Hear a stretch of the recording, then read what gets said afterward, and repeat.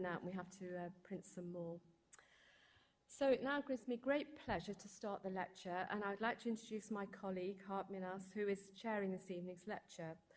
Harp is a highly experienced editor for the RSC's publishing department and is the editor for a group of journals dealing with the environment and new technologies. He is also the editor of the world's leading journal on miniaturized microfluidic technologies called Lab on a Chip, one of the RSC's leading journals. He also serves on a variety of international conference committees and has lectured all over the world, including institutions such as Harvard University. So please, will you join me in welcoming Harp to this evening's lecture, who will now introduce our speaker for the evening. Thank you. Thank you.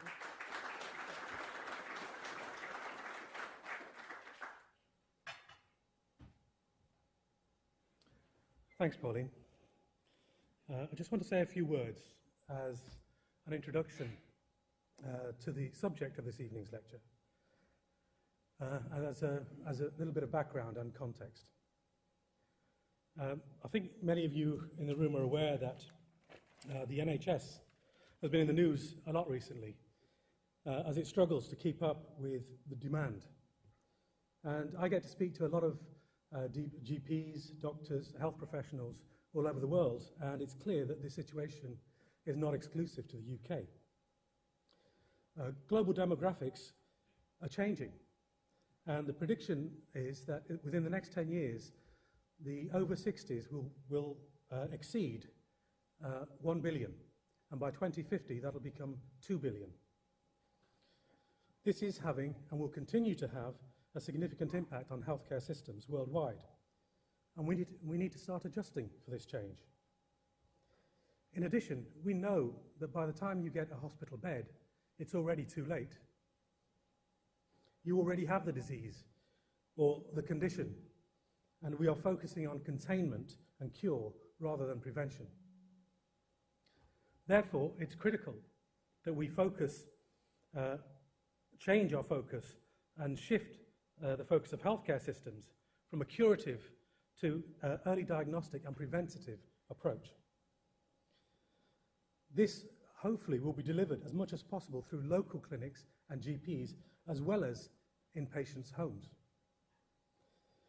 We ourselves, I believe, are going to have to take more responsibility, not only for our own well-being, but also for monitoring our own health status. Recent rapid advances in microelectronics and life science research are enabling the fast development of accurate diagnostic tests and to monitor patient conditions outside of the traditional lab or the hospital setting. Thus, the shift from curative to preventative approaches and point-of-care testing is essential. And this is being facilitated by the use of microfluidic devices and lab-on-a-chip technologies.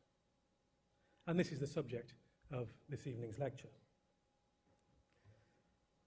Before I ask Jaap to stand up and give the lecture, I just want to introduce you to him more fully. Jaap is a maths graduate from Delft University of Technology in the Netherlands. After achieving his PhD in 1996, he joined Philips Research Laboratories in Eindhoven, where he worked on a variety of applications, including microfluidics and biomedical devices. In 2008, he moved to Philips Applied Technologies, where, as chief technologist, he led the R&D research program on microfluidics. Since 2004, Jaap has combined his work at Philips with a part-time professorship at the Materials Technology Group of the University of Technology of Eindhoven. Jaap is now a full professor at that university. Jaap has also co-authored around 70 scientific publications, as well as over 40 patent applications. He is a member of the editorial board of Lab on a Chip, and he's going to talk to you this evening about a hospital lab that fits in the palm of your hand. Can I ask you to welcome Jaap to the stand, please?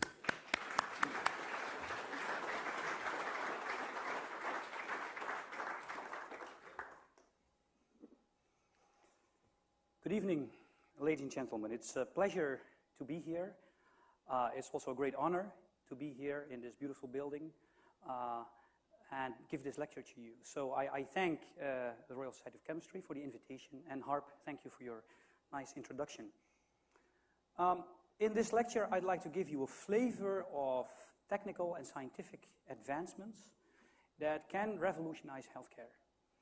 And specifically, it could make possible shrinking down the lab to a size that really fits in the palm of your hand, as the title is indicating.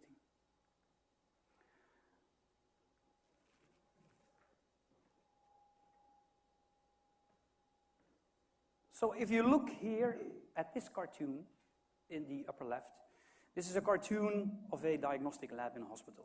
What you see are lab technicians in white coats that walk around with patient samples, usually tubes of blood.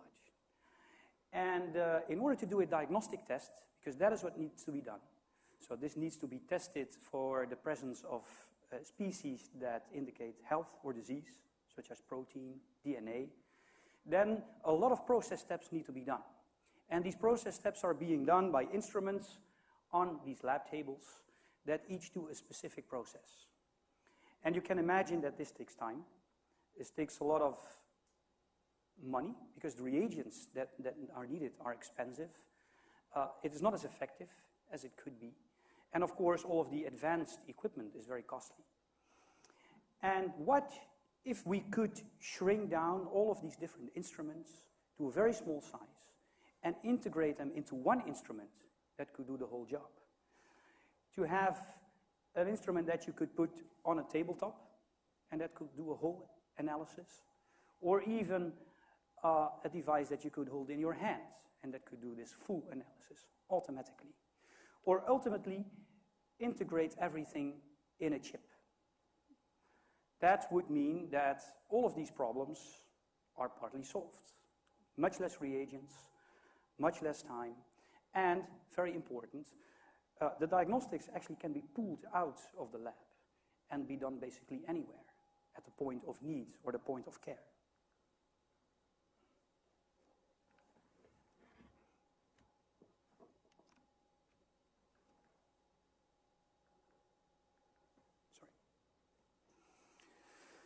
So going to the ultimate idea of the lab on a chip, which is sketched here, means that we have this device, which you can think of as a credit card-sized device. It could be made of plastic, it could also be made of other material, that contains small chambers you could think of as reaction chambers in which all of these processes run that are now done in these separate instruments that are in the lab. And these small chambers, they are connected by small channels through which the sample, blood, for example, is transported from one chamber to the other. And in the end, then, detection of, for example, DNA or proteins or other specific molecules, or analysis of full cells from human samples, or even analysis of tissues or organs could be done within this device. Now, what is needed to get there? One of the important, sorry, my pointer is not working. I'll move here. An important, it's okay. An important key technology that is being developed at this moment is called microfluidics. And from the name, you can already guess what it means. Micro is small, and fluidics is manipulating fluids. So manipulating fluids on very small scales. Because, of course, in these chips, the patient sample needs to be manipulated. The molecules need to be at the right time, at the right place. And to give you an idea of what we mean by microfluidic devices, there are here three simple or less simple examples. So to the left here, you see a device with a small channel. The channel size here is in the order of a millimeter, in which a fluid can be transported from A to B. Now, the middle picture shows a zoom in of another device, where you can see the small sizes that can be reached for these very small channels that can be made. In the middle here, in this branching channel structure, there are channels of 8 micrometers in diameter. And to give you an idea, a human hair has a diameter of around 100 micrometers. So this is about 10 times thinner than a human hair. Now to the right is another microfluidic system, but this is a real biological system. This is actually part of the vascular system of a human body. So what you see here are blood vessels through which blood flows, and it is basically at the same scale as these devices, or turned around. The scale with which we can make now microfluidic devices, microfluidic channels, is completely compatible with biological dimensions. Cells have a diameter of typically 10 micrometers. Those nicely fit in those channels. Now there is a very important characteristic of flow through those very tiny channels, and that is that it's always very well behaved. It's always very well controlled. These flows do not naturally mix. There is no turbulence in these flows. So if you have two streams coming together in a main channel, you see that they nicely co-flow together, and they hardly mix. That is an advantage because that means if this flow is always so well behaved, we always have a very well controlled situation. And that is an advantage if we want to control processes that run in these microfluidic devices.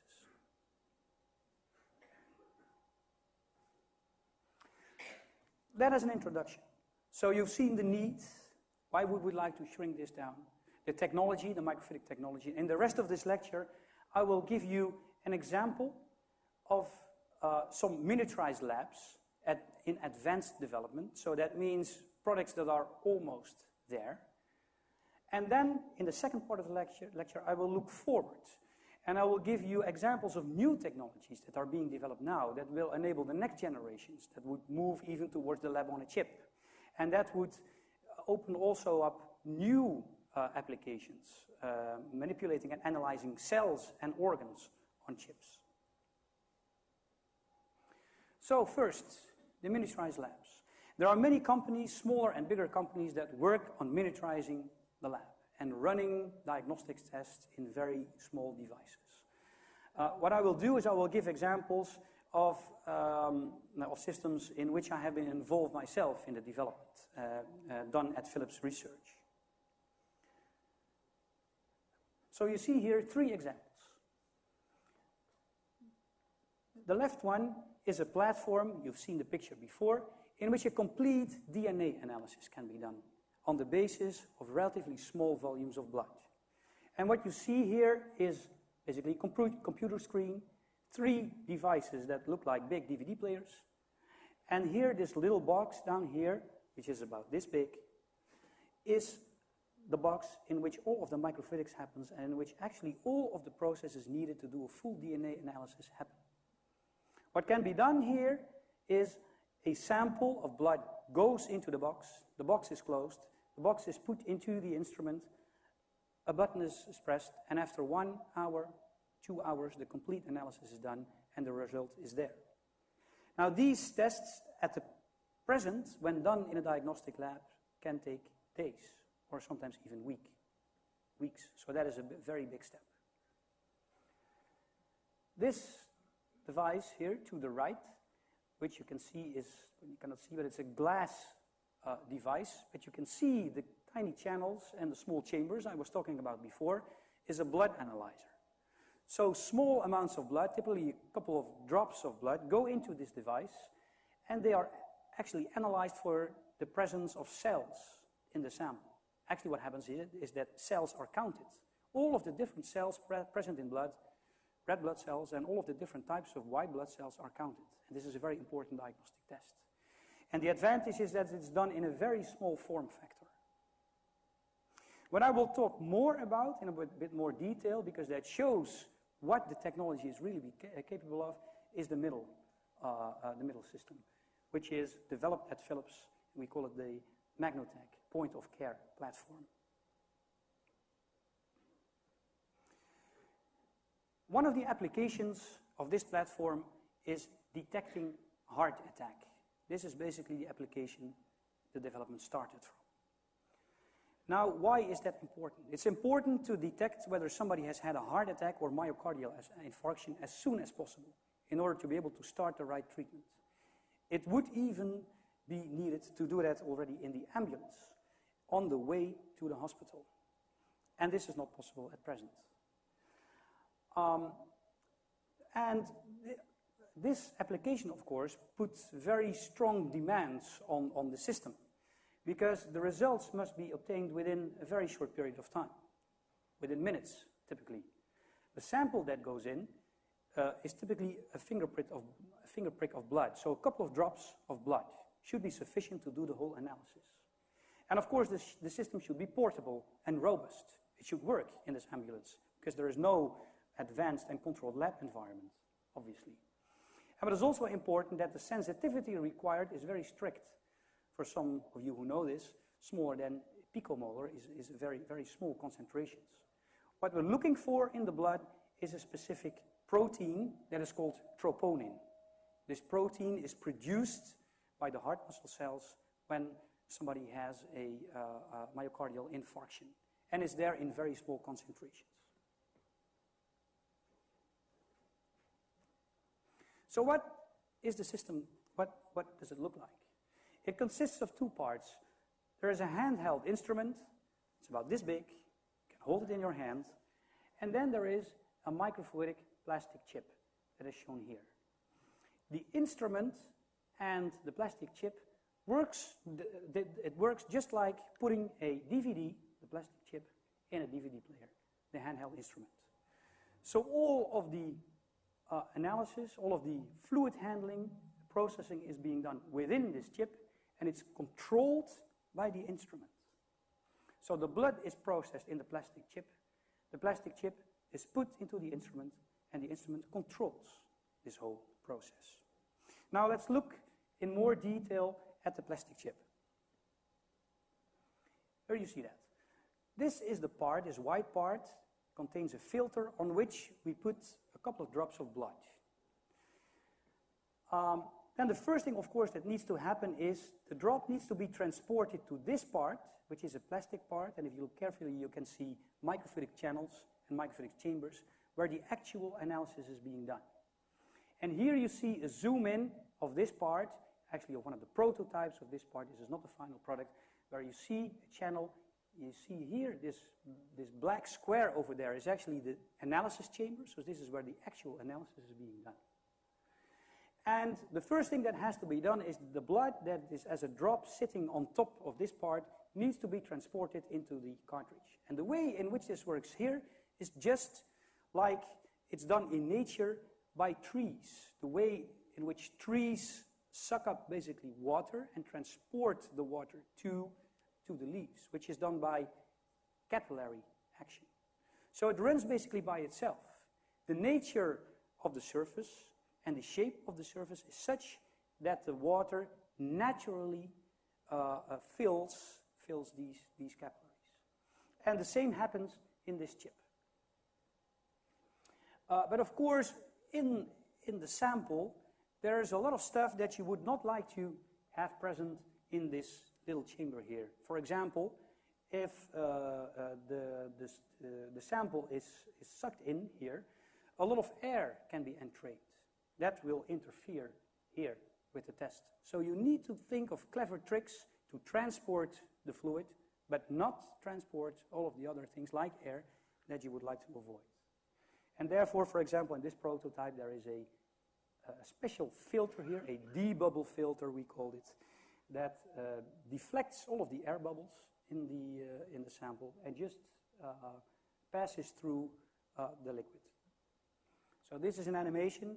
Actually, we don't use blood here, but water. And actually what you can see is the sample enters here. The air bubbles, they are deflected, and the actual sample is going straight ahead and arrives here at the measurement chamber. Now, this measurement chamber here is very small. It has a volume of 1 microliter, which is a cubed millimeter. And what's present here in this chamber are very tiny magnetic beads. And as soon as the liquid, the sample, arrives at this location, these tiny magnetic beads, they dissolve in the sample. So let's zoom in on what happens then. That is schematically depicted here. So here you see the magnetic beads. The magnetic beads are special magnetic beads. They are very small, about 1 micrometer in diameter, which means a factor of 100 smaller than the thickness of your hair, extremely small. And they have a special surface coating. Actually, there are molecules that we call antibodies, and these antibodies, they are so chosen that they would like to bind specifically to the protein that we're looking for, in this case, troponin. So that means that the troponin present in the sample will specifically bind to the beads. Other molecules will not bind. It's a specific binding. Now, because the magnetic beads are magnetic, we can manipulate them by external magnets. And these magnets are actually present in this handheld instrument. And they are drawn over here. So these are magnets that we can switch on and off.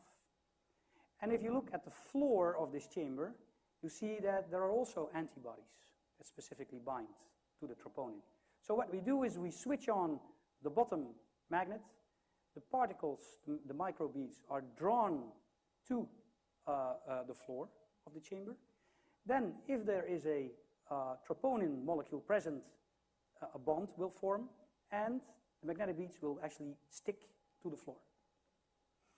If there is no troponin bound to the bead, then that can be removed by switching on the other magnet at the other side, at the top side, so that they are removed. And of course, the beads that are stuck will stay.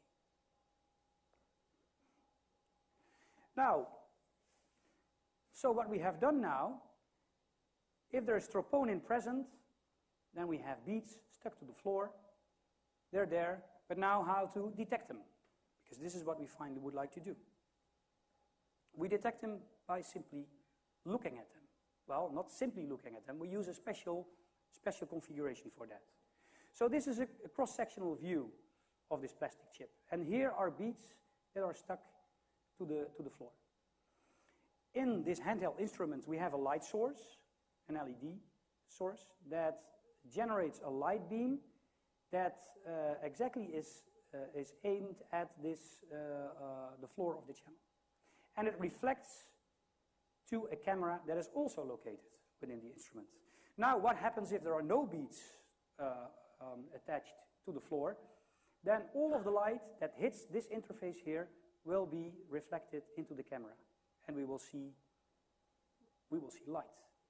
But if there are bound beads here, they will interfere with that reflection process, and that will turn up as black spots on the camera. So this is a view of the camera with many black spots, and actually each individual spot is not an individual particle, but it's a collection of many particles.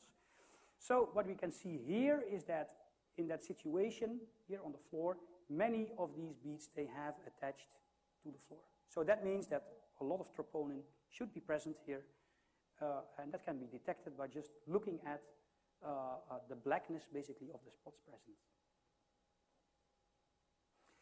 And to understand it a little bit better, here's a movie of what happens during a diagnostic test in that little chamber.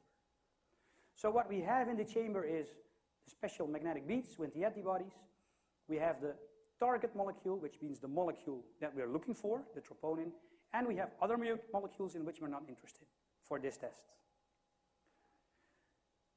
So what happens is that there are many beads, there is some target, and there are some other molecules, and what you see that if the target molecule finds the antibody, then a bond will form.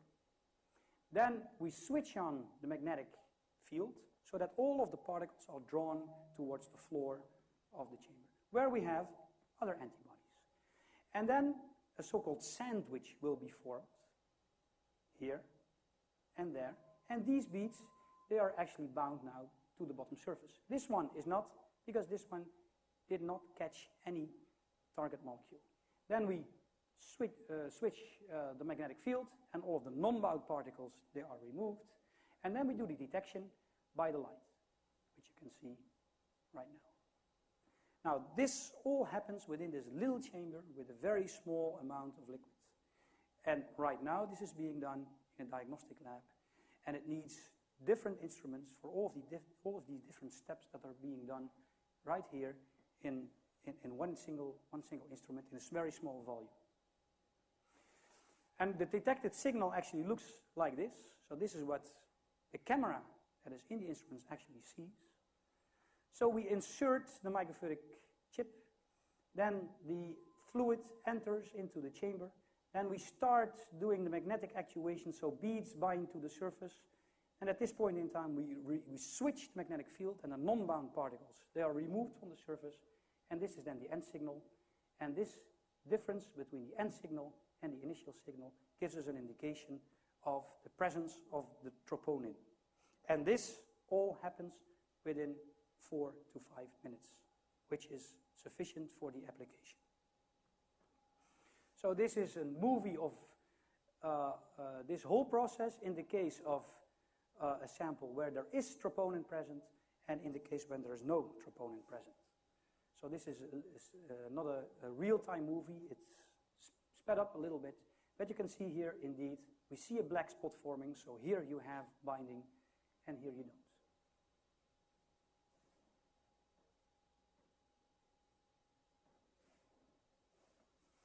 So this is not a complete lab that fits in the palm of your hand, but it's a complete diagnostic test that fits in the palm of your hand.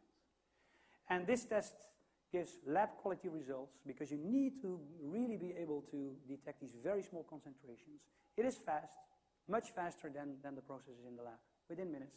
It's easy to use because everything happens automatically by this device. So it's really ideal for point of care or point of need applications. So this shows, with one example, let's say the state of the art of this test. It is possible with the technology, with this microfluidic technology, to miniaturize one diagnostic test in one device and do this point of care diagnostics. Now I'm going to talk about how about the next generations. What if you would like to do more complex tests? What if you would like to combine different diagnostic tests? What if you would really like to integrate the whole lab onto a chip?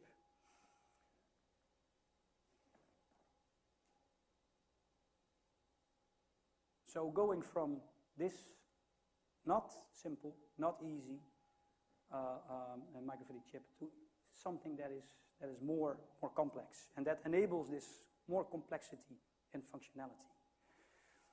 So there are many people in scientific, in research labs all over the world developing the technology to enable this. And in fact, one of the journals of the RSC, Lab on a Chip, publishes a lot of work of this community. And it's actually one of the driving journals behind this community, I would say. And we are also doing a lot of development of those technologies. And I'm not going to tell you about all of them, but I'm going to pick out some of the technologies that would enable to do much more complex things than is presently possible.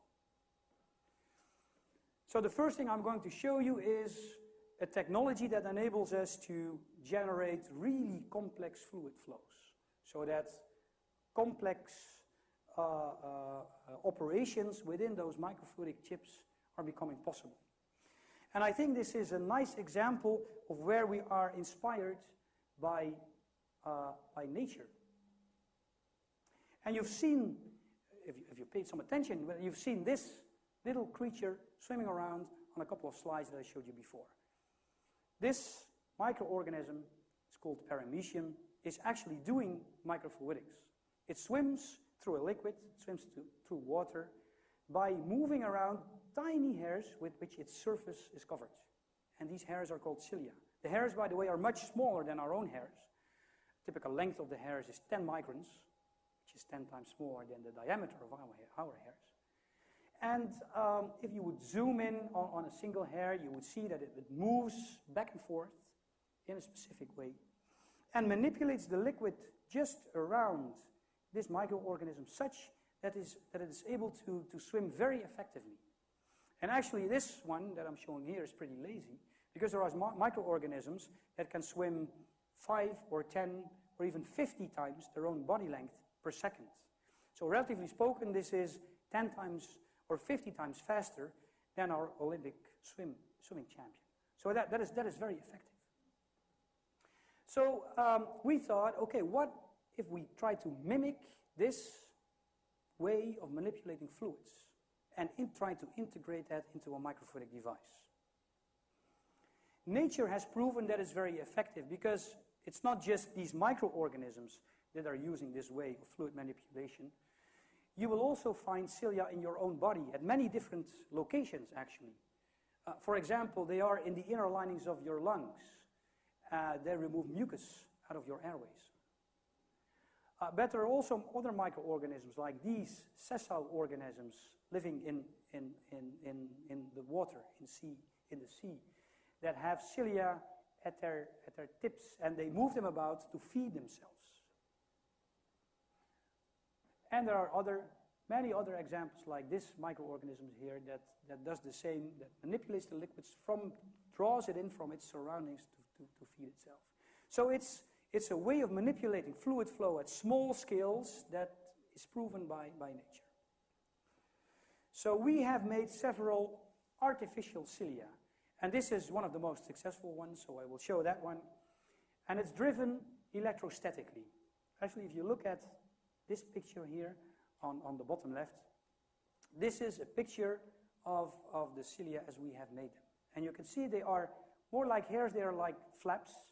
They have a curled configuration, and they are a little bit bigger than the biological cilia, but still suitable to be integrated into a microfluidics device. And just to explain you a little bit how this works, if you would look at this system in a schematic cross-sectional view, then we make these things on a glass plate, glass substrates, on which we have very thin layers of a conductive material. And this is the actual cilium that consists of a very thin polymer film with an even thinner metal film. And what we now do is we apply an electrical potential difference between that film and this electrode that is sitting on the surface. And that means that the two will attract one another electrostatically. An electrostatic force will occur. And what will happen is then that this curved cilium will be pulled down to the surface. And then we switch off the voltage. And then this cilium goes back elastically. And we do that continuously. And then this artificial cilium is going to flap back and forth. And that's something that you can see here in this movie. So they're moving. So this is a top view of these cilia. And we're switching on the voltage with a certain frequency. And indeed what you see is that they are moving back and forth. And they are mimicking the movement of the natural cilia. Now this is in air. And of course we want to manipulate fluids. So what we've done is we've integrated those cilia in a microfluidic channel, and it's actually this device that you've also seen before in one of the first slides. So all of these cilia, they are now integrated on the floor of this channel, and what you see are these black lanes are the electrical connections, because we need, of course, to drive them electrically. Now we are going to zoom in on that channel. And when you look on the floor of that channel, then you see this. You see rows of cilia, and actually the cilia are the black parts that you see here. They are curled upwards towards you. And now in the channel we have a fluid that contains small particles. And those are those little black dots that you see here. And the particles are there just to be able to visualize the flow. Now what we're going to do is we're going to switch on the cilia and let them oscillate with a high frequency. Well, actually not a very high frequency, 20 hertz. And what happens is, when we don't actuate, the fluid stands still. And when we start actuating, then indeed you see the particles moving, so the fluid starts to flow. And what you see is you see two vertical motions, and that is because to the left and to the right of this picture, there's a similar pattern of cilia, but there they move exactly in the opposite direction. And that's why you see this vertical motion. Now you can measure the velocities actually that we're creating, and that is shown here. So depending on how fast we move the cilia, we get a certain induced velocity, and we reach velocities up to 0.5 millimeter per second. And you may think, okay, this is not very fast, But on this very small scale, we're talking about millimeters or less. This is actually a very good velocity. And so we're able to tune the velocities, we're able to tune the nature of the flow by organizing the cilia in a certain way. So this is indeed a way to generate complex flows with which complex operations could be done in microfluidics. As one example of a new technology. Then something more about magnetic beads. Because magnetic beads we have already encountered. And we had these magnetic beads in the point of care device. But you can do more. And we thought about it, and we started to work on a numerical model that could learn us what more we could do with magnetic beads. Because magnetic beads are magnetic, so they can be controlled by applying a magnetic field. And if we then make this magnetic field time dependent, do something special, we might also be able to do something special with the beads. And what you see here, this is not real. This is a numerical simulation. So this is computed by a computer simulation. This is a microfluidic chamber, and the diameter is something like 100 microns, the thickness of your hair. We have magnetic beads in that chamber. And when we now apply a magnetic field, all of these beads, like little magnets, they start to interact with one another and they form a chain. So they line up. And now we do something special, because now we can start to rotate the magnetic field. And then we have actually made little micro stirrers. And that's what I would like to show with these movies over here. So now we have made the chamber circular. We have lined up the beads. And we're going to rotate the magnetic field. And what you see is indeed that these chains, they start to rotate as well. But nothing very exciting happens. Actually, the fluid that is in this chamber just moves with this rotating chain. That's what you see with this circle here. This circle here is to make the fluid flow visible. So basically, those are fluid molecules that you see over there. But now we're going to something special. We're going to use lower magnetic field strengths. And then the magnetic interaction between the beads becomes less. And what you see is that the chains now break up. But if the field is not too low, then the big chain reforms. And it breaks, and it reforms, and it breaks, and it reforms. And this leads to something special.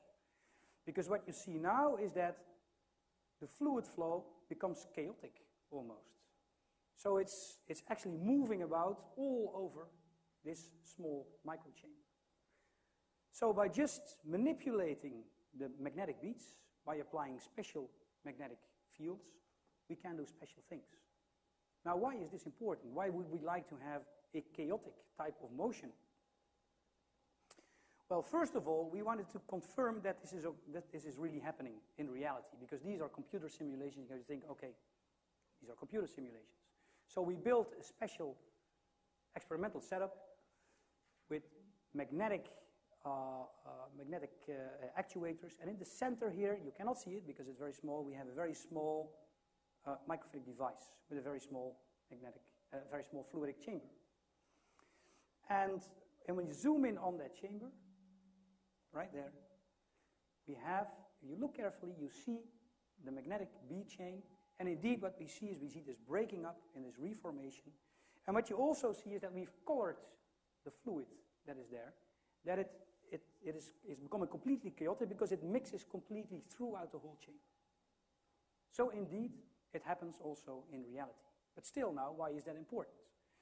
It is important because it can speed up this molecule capture process that we used in the point of care device that I showed you.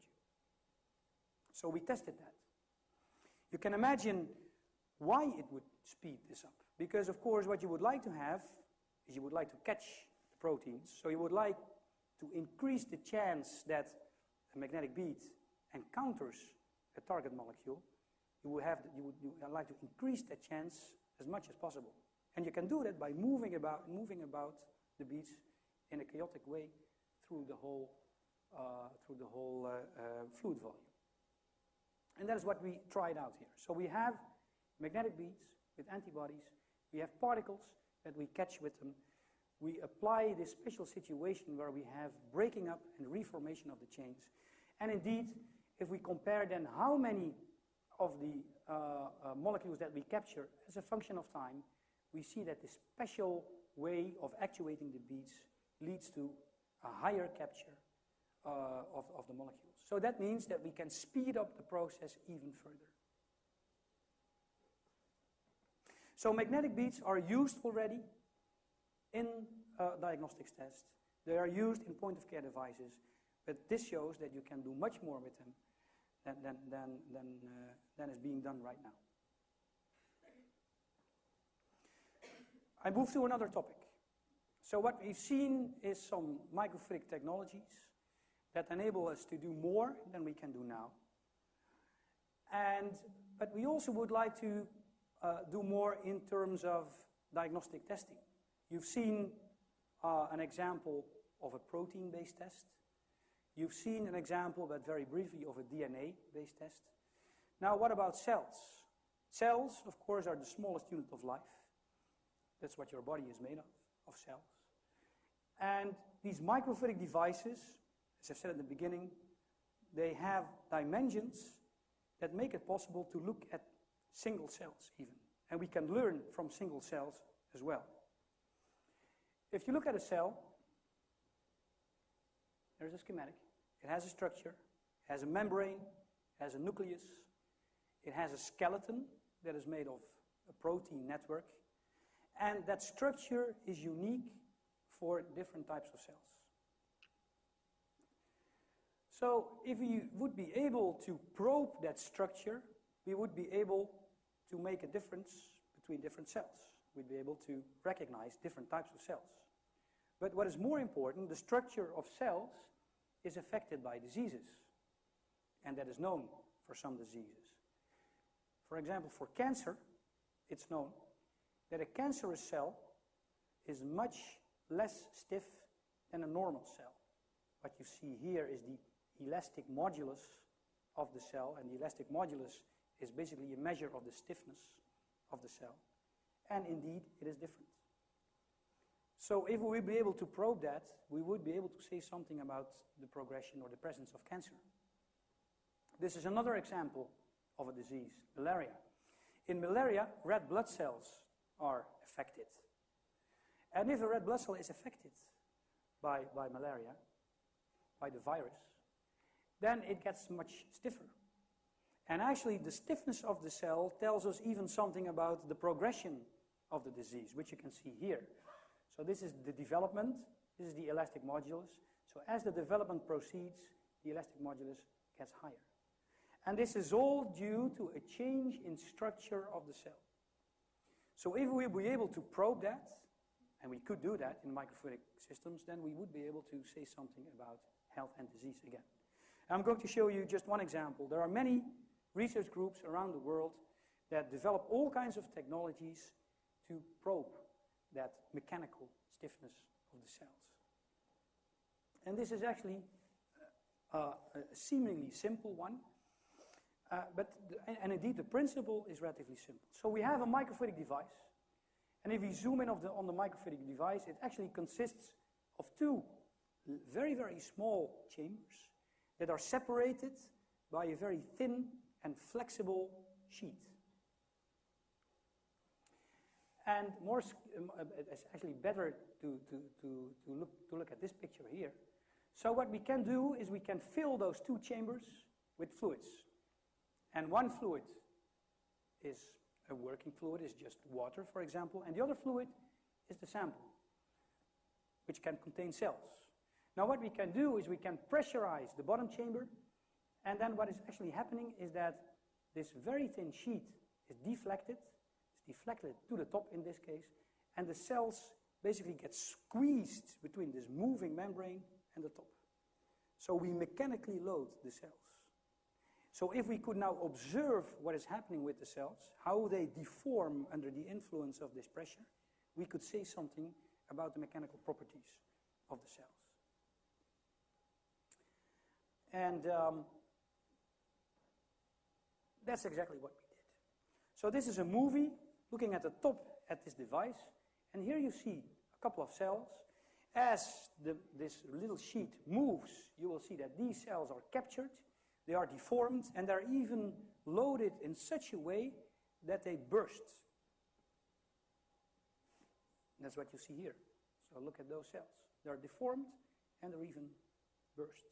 So the mechanical force that we apply to the cell is so large that it breaks down.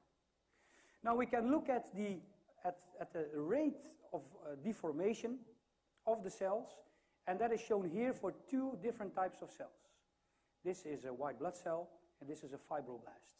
Both can be found in your body, but they're different cells with different functions and different structures.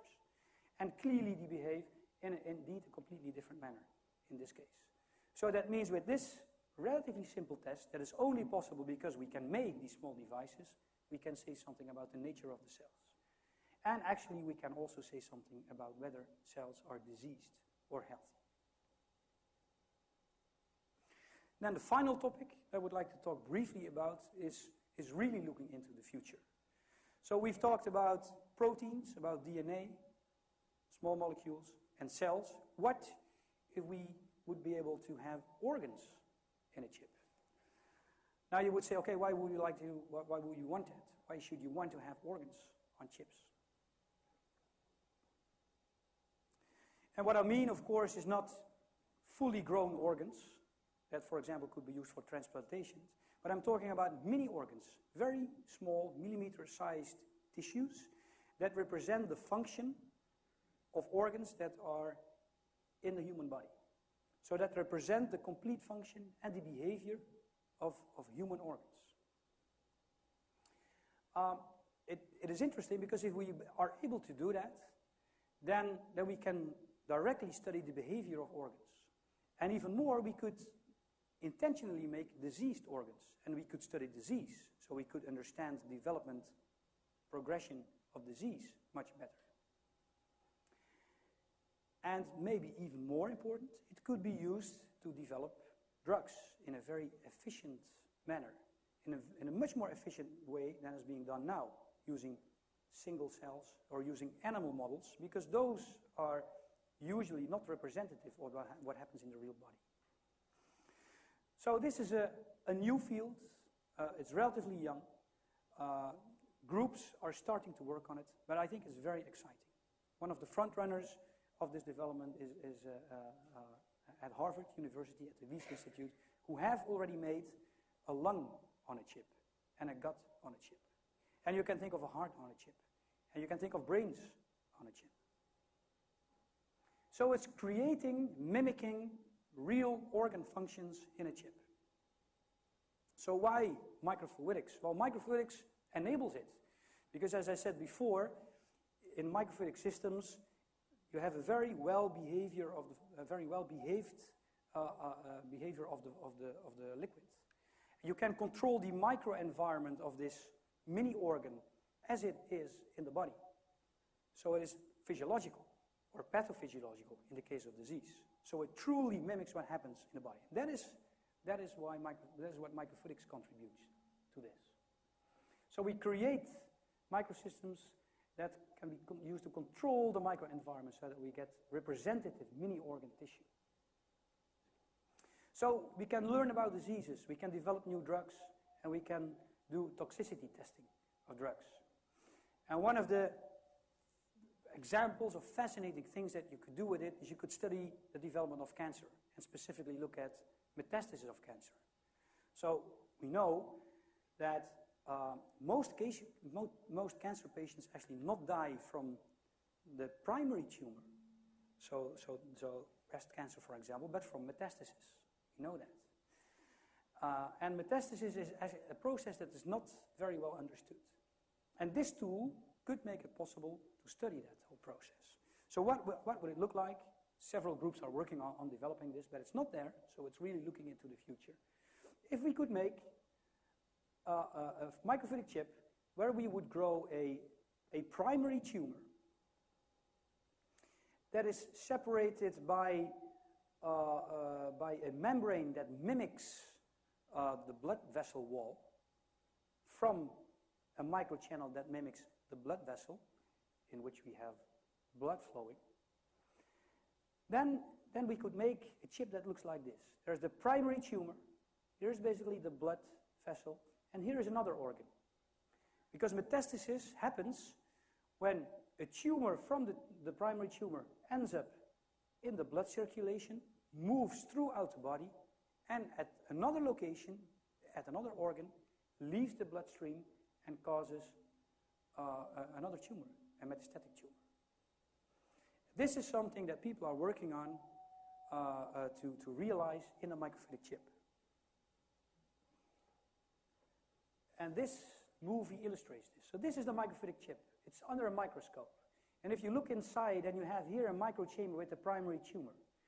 There's this membrane, it's porous. And on the other side, you have an endothelial cell layer, which is the wall of the blood vessel. Immune cells can actually penetrate and move in the primary tumor. They start signaling. And in combination with all kinds of other things that are going on, like mechanical motion, the nature of tumor cells here might change. And they become actually aggressive and invasive. And they move out of the tumor into the bloodstream. They circulate into the bloodstream until at some other point they move out again.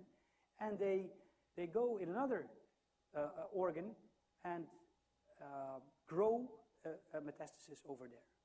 So this is the whole process that could be studied in this microfluidic chip. And of course, it will take years and maybe even decades to realize this, to do this. But in principle, all of the tools that would be needed to do this, they are there. And if you could do this, this would make an enormous step in healthcare and in the treatment of cancer. Okay, I'm at the end. And I've shown you several things. In the first part, I've shown you some examples, and one of them in more detail, of a miniaturized diagnostic test that is presently running in big labs. And I think if you look at the whole process, then maybe not the whole hospital lab, but the combination of diagnostic tests on a chip will become a reality at some point in time. So that would enable to move the diagnostic test out of the advanced lab and do it at the point of care or the point of need. And then I've shown you some examples of new technology that creates new possibilities. More complex testing, more functions in the testing, or looking at cells, doing cell diagnostic on a chip, or even looking into the future, organs on chips that could open up a completely new way of doing drug development. So I hope I've given you some flavor of the development of this field and what it could mean in the future.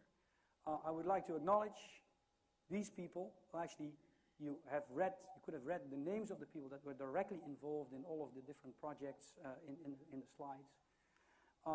The Microsystems group at the university, all other collaborations at the University of Eindhoven, my Philips research colleagues who did a lot of work, of course, here and did some really great development work. The Arctic team, which is actually a European project team with which we developed the artificial cilia, and the ICMS animation studio for the animations that you see. And I thank you for your attention.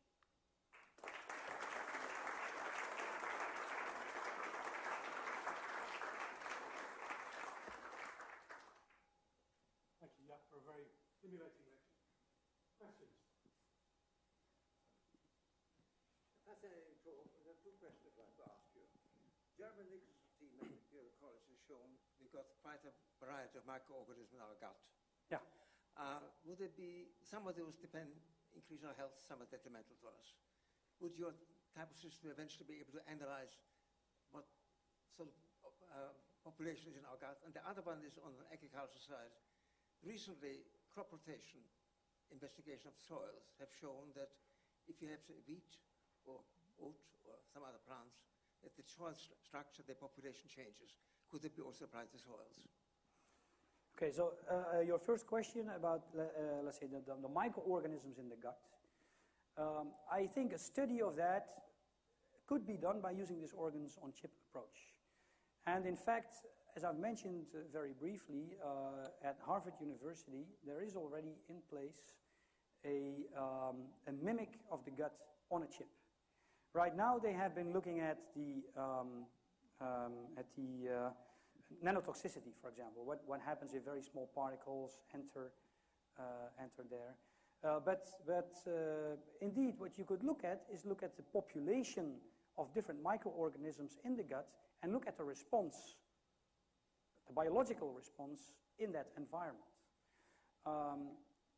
And I think that could be possible. So what you could do is combine this organ-on-a-chip type of approach with other microfluidic approaches that would be used then to analyze what is really happening there.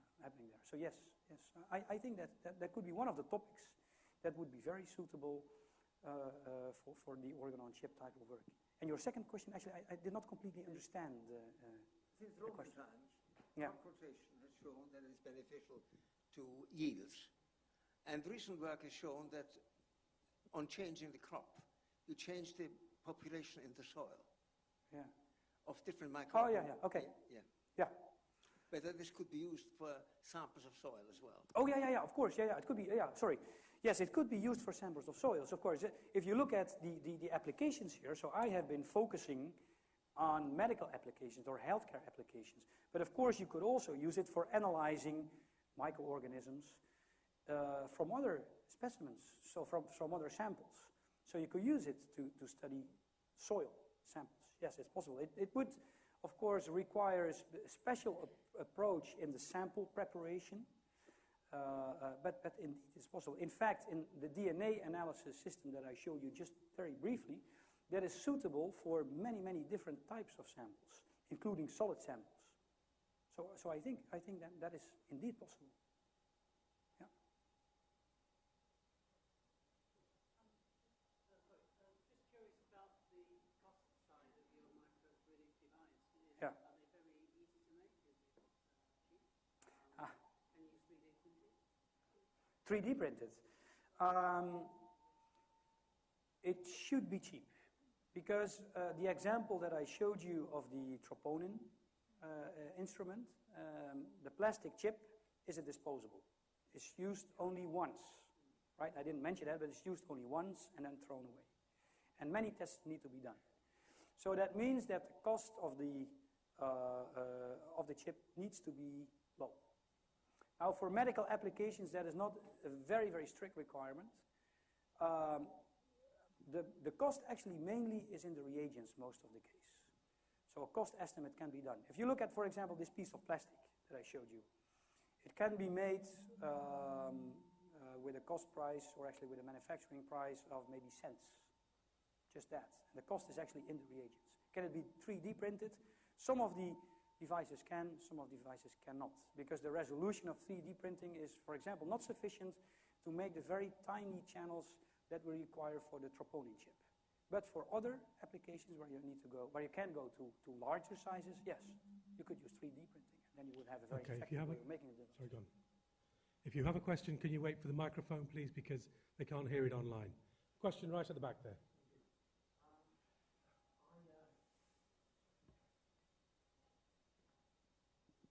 Thank you. With regard to the microorgans, are the actual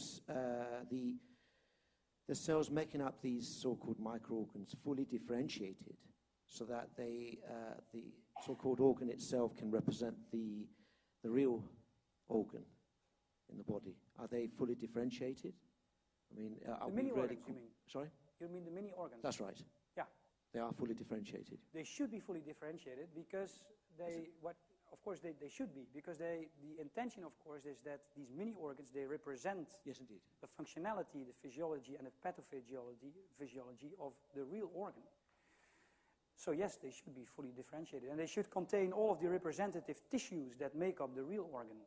I mean, not necessarily in exactly the same size and morphology of the real organ, obviously, but indeed with the same differentiation level. Even though the total mass of the cells is much less than the real? Yes, yes. Well, the mass of the cell is still It's just It's scaled still down. pretty high, of course, but Yeah. it's a lower number than you would have in the real body. But we are obviously looking for the minimal size that is still representative of the real organ. Even though it's And it scaled, can be millimeters, for example. right. Yeah.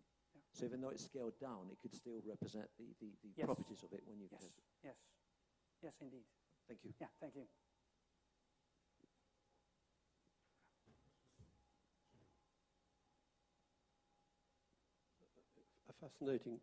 A fascinating talk. I want to go back to these little cells.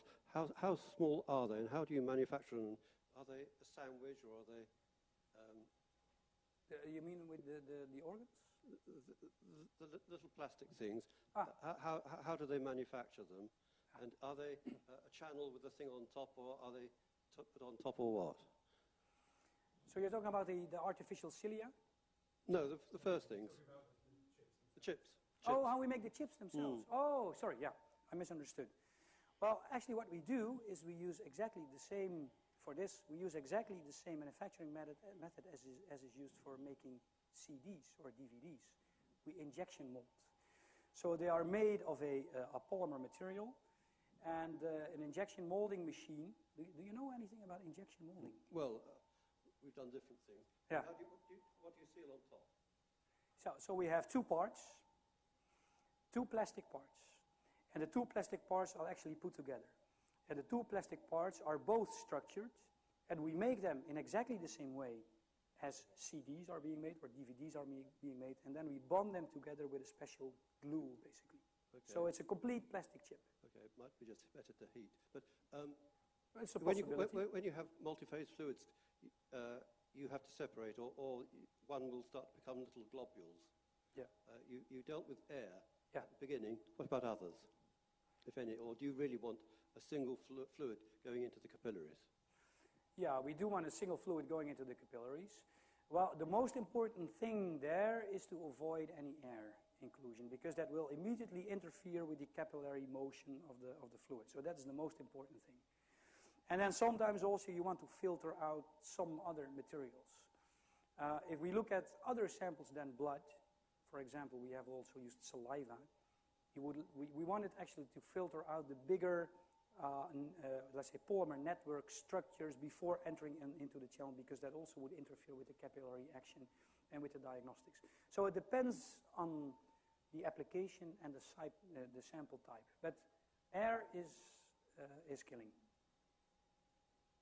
Yeah. My question concerns the patient in the ambulance.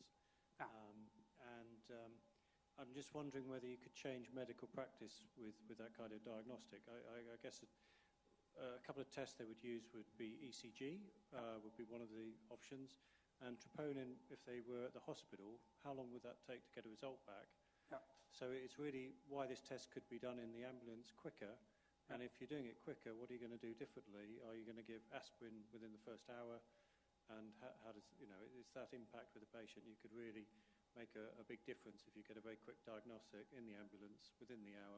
And I just wonder if there's alternatives out there, different ways of doing it, that actually prevents this being adopted. Does that make sense? Yeah, that does make sense.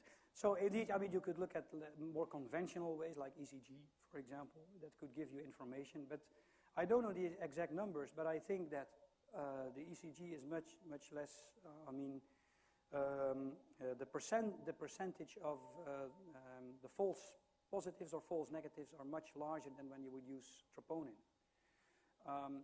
Maybe you've seen in the newspaper today, by accident, I saw that this morning, that there's another group who developed this troponin-based testing. And especially in the case of women, let's say the symptoms for myocardial infarction are not as clear as are for men. And basically the only method that is, well, the method that is most reliable is detecting troponin from the blood. So compared to other testing, this gives you, let's say, a better, higher certainty. Now, you can also indeed argue about, is it necessary to do that in the ambulance? Yeah? So we have a time frame within which we would like to have a conclusion.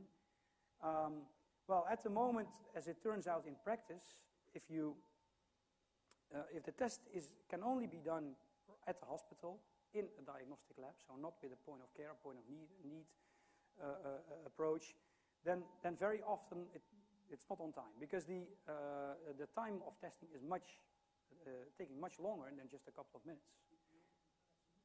I don't know by heart what the comparison is. But I should say that I mentioned the application of the ambulance, but of course the idea is also to use exactly the same approach and instrument also at the bedside of the patient, so not necessarily in the ambulance, in a little bit more controlled environment.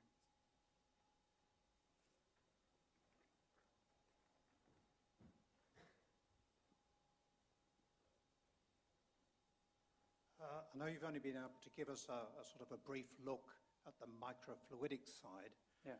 but have you, I mean, are things like peristalsis used to move fluids around? I mean, you're talking about, you know, picoliters of fluid or Yeah. microliters of fluid, Yeah. and electrowetting even, which Yeah. I think Philips Yeah. Well, I could have given a very long lecture about different ways of manipulating fluids. That is true. So I show just a very limited number of examples. Indeed, you could use electrowetting, in which you can move drops over a surface. You could also use other electrical effects, called electroosmosis, for example, in which you apply electrical fields over a tiny channel. And on these small scales, that generates a flow. Peristaltic motion is a very good example, indeed. That is being done not by us, but by other people who are integrating basically flexible sealings of microfluidic channels that can be locally actuated. So if they are actuated in a certain sequence, that generates a peristaltic motion that can drive the fluid. So you're completely right. There are many other ways of doing microfluidic manipulation. And by the way, most of these do not work on a larger scale. So the electrowetting, the electroosmosis, the peristaltic type of motion is maybe a different thing. But all of these, they make use of the small scales at which microfluidics happens. So it's a good question, but it's true. There are many different ways to do that.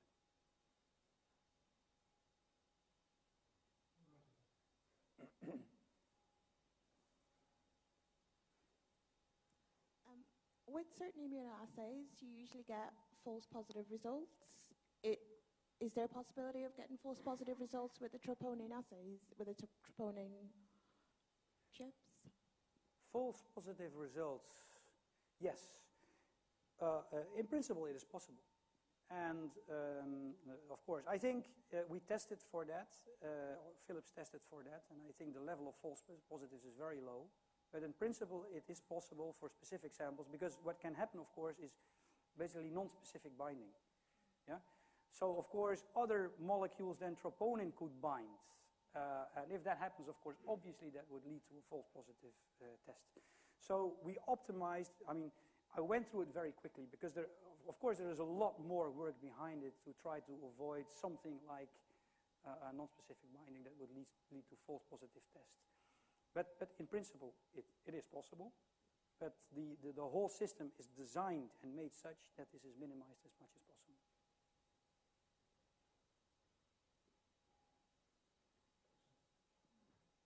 Microphone. Sample prep seemed to be a challenging issue in an integrated system. Yeah. Would you like to comment on Yeah. the state of affairs now? It is the key, I think, right?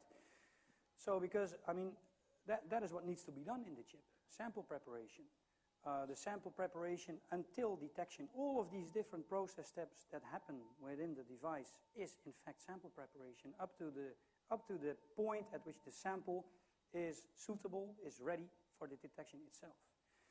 And of course, what we would like to have in all of these systems is that the input sample is the direct sample taken from the patient, so that there is no need for any preparation before the sample goes into the instrument.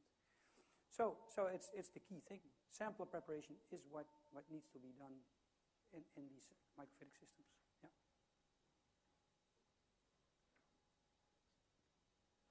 Thanks very much for a really great talk. Many, many different topics. The part I'm more interested in myself is potential applications in drug discovery.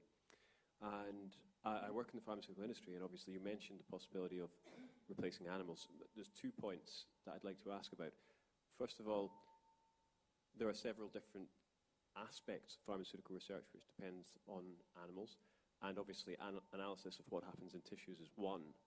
The others, for example, are pharmacokinetics, and whether or not that's something that this could also be applicable for is something I hope you could maybe enlighten me upon. The second was whether or not there's any research going into the more fundamental assays that are used in drug discovery, because this would seem to be a fantastic way to get really rapid results from the primary assays as well, so that the chemist making the compound in the lab could essentially just immediately test and know whether they've done something good rather than wait for it to go through all the triaging. So I wonder if you could just elaborate on both of those points. Yeah, you're completely right. So the whole pharmaceutical industry is also very interested in this development. So it's not only replacing animal testing, for example, so the clinical trial type of testing, but also indeed in drug discovery. So being able, if you would have this representative device of human pathophysiology, to very quickly test a whole range of different potential drugs. That's one of the applications. And then I think in terms of animal testing, I think animal testing will always be a part of the complete clinical trials. But the big advantage of this approach would be that it could eliminate very fast a whole number of drugs in a very early phase of drug discovery and development. Because I think that is one of the key problems in the pharmaceutical development at this moment. I mean, typically, if you look at one drug, it takes typically a decade, from starting the discovery up to the market, and it takes, I think, $1 billion or so to go through that whole process. And then even it turns out that after bringing the drugs on the market, you still only then see the real toxicity problems happening, and they have to be taken off the market. So the advantage of this would be in an earlier stage of drug development already put a stop to the development and very quickly scan. So I think those are all advantages that are important for drug discovery and development.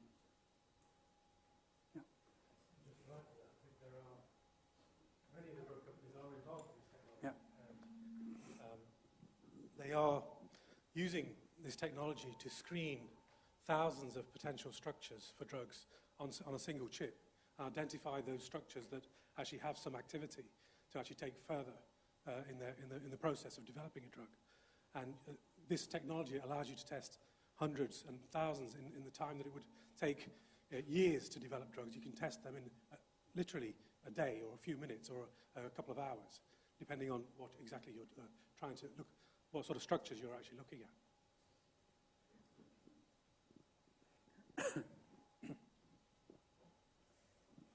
Yeah, thank you. You mentioned 5 to 10 years to reach labs on chip.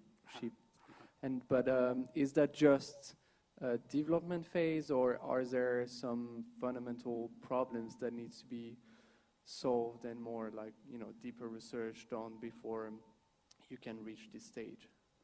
Depends on the specific application. But I should say that much of this time is indeed development.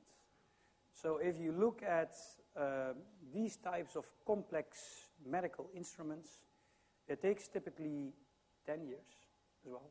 There's the 10 years again, and about $100 million of investment to get to the final product, to get it on the market. And let's say the first phase of the more fundamental research phase is typically shorter than that.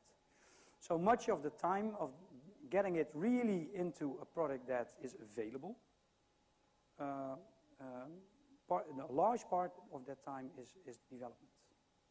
And making it robust, making it always work. Yeah, and getting to the specificity and the reliability of the system. That is a big part of this time.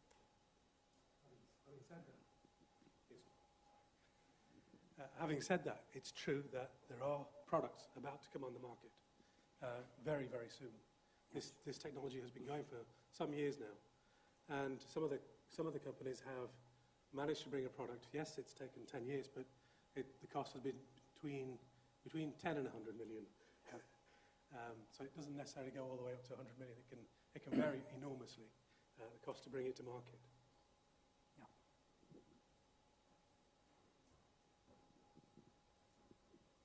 Any more questions? One just there. I was just commenting, coming from an analyst point of view. Notice the first slide about the analyst in the white coat and then the chip.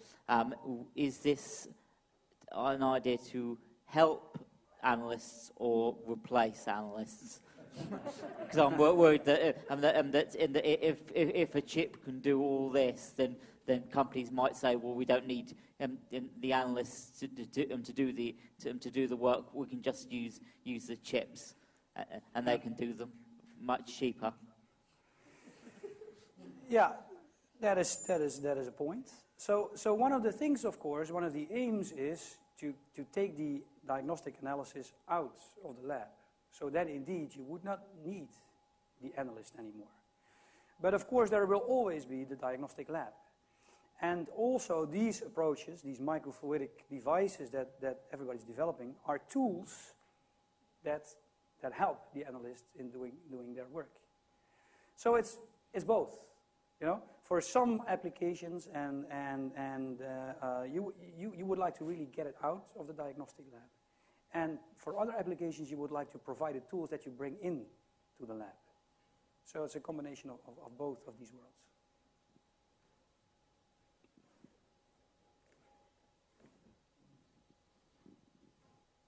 Okay, I think we've reached the end of the session. Thank you all very much for your attention. I'd just like to thank Jaap once more and thank Pauline for arranging and everybody else who's helped to set up this evening lecture. And thank you all for coming. Thank you very much.